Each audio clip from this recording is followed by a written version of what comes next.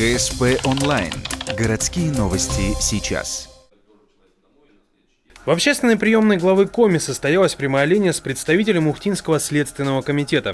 Руководитель подразделения ответил на подготовленные вопросы, в том числе поделился дополнительными сведениями касательно последних громких преступлений.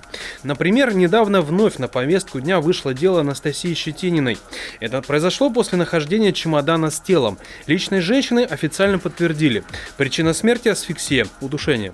Сейчас назначена генетическая экспертиза, дабы найти следы преступления. Мера пресечения самому Щетинину, получается, он в настоящее время в СИЗО. Мера пресечения ему не изменялась, он также находится под стражей. А двум пособницам, которым предъявлялось обвинение, да, мы выходили в суд с продлением. Это, если мне не изменяет память, мы выходили в начале года. Но суд счел, что арест для них более, как говорится, жесткая мера пресечения.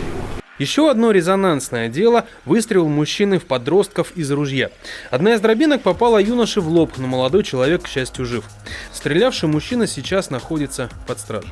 Проверка показаний на месте с ним уже проведена. В настоящее время сейчас назначена экспертиза ему, также будет назначена психиатрическая экспертиза. Слава Богу, потерпевший ребенок, получается, выжил. Он в настоящее время уже дома. В принципе, благоприятный исход, все нормально. С ним следственные действия уже проведены. То есть он уже, в принципе, идет на выздоровление. Результаты генетической экспертизы по делу Щетининой станут известны через несколько месяцев.